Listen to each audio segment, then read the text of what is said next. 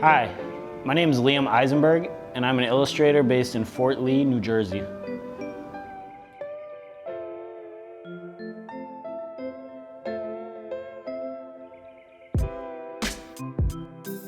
Dylan, it's good to be here, man.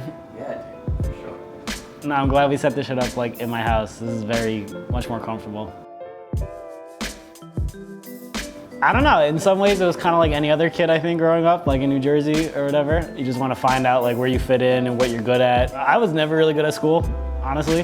Like I like going there and just chilling with my friends, and like I like recess, you know, but I like gym class, but my actual like classes, my studies, I was never really just into it. I was in like sped math classes my whole fucking life, I think from like 3rd grade to high school. And then like by my senior year, they were just like, do you want to take a math class? You know, and if you don't, then you don't have to. Because obviously I didn't. I was never really good at it. But yeah, normal shit, man. I don't know. Like I feel like the one thing people always told me I was good at though, like in any situation, was like, yo, you're really good at drawing.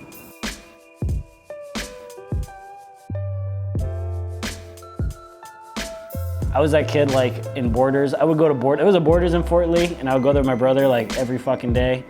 And we would just read manga and comics, and they had like, you could like listen to the CDs and shit without buying them. So we would just spend like the whole day in Borders, pretty much just reading comics and listening to rap music and shit like that. Like that was really it. That was my childhood, I'd say, is like manga and rap music.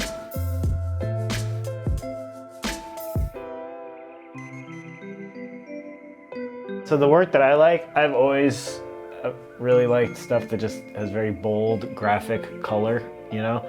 I mean, I love classical art history, paintings and everything, but there's just something about simplifying a character or simplifying an object like that really attracts me.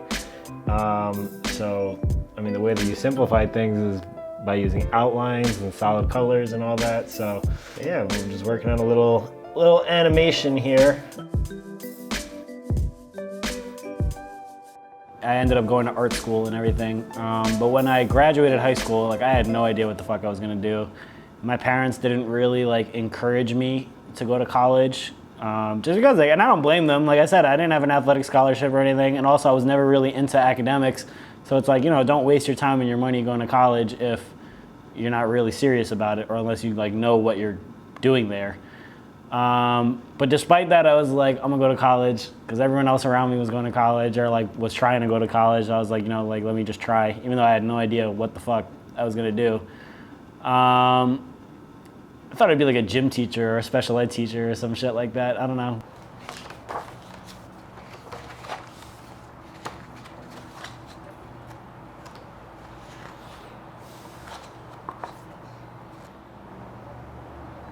Yeah, so this was a book that I worked on called Sounds, and it's all just about seeing sounds and visualizing sounds, which was just like a nice topic to just dive in really deep. And I like working on these children's book projects. They're really just long-term projects where you get to like dive in, like I said, and explore one specific topic and create a series of images related to it.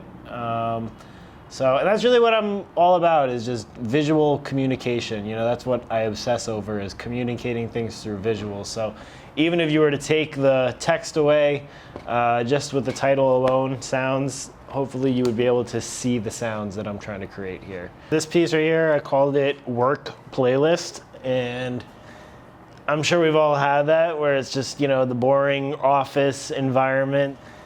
And I try to portray that really by the bland color palette, and even just every figure being exactly the same person, but just doing some kind of different task. And then you just got this guy right here who just totally flipped the script. I just took it to a whole other level. Like, he just tossed the computer, put a DJ deck right on his desk in his cubicle. He's banging out some tunes. Yeah, so this spread was just about trying to visualize the sound of scratching a chalkboard, which is like one of the most excruciating sounds I could possibly think of.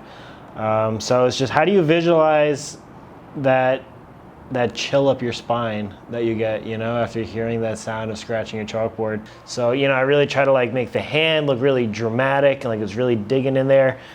You got the sound waves, and again, the sound waves are a bit of a cliche, but I think it really came in handy here.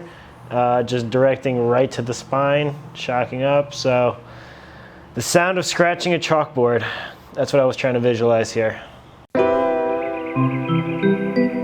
Growing up, we were always like, oh, you're really good at drawing, you're really good at drawing. But then I got to this drawing class at a college level where people were actually like majoring in art and whatnot. So I started there and I was like the absolute worst in the class, like at the bottom. Like everyone was better than me, easily. Because these were all like, for the most part, I was the only one I think that was just taking it as an elective. Everyone else was like taking it for their major, you know? But I just remember like I started out, I was really bad, like just starting from like baseline 0 and just seeing everyone around you be so much better than you. And it's like, that's just all the motivation I needed to just like work at it every day. And it was like week by week, you watch yourself start to surpass people.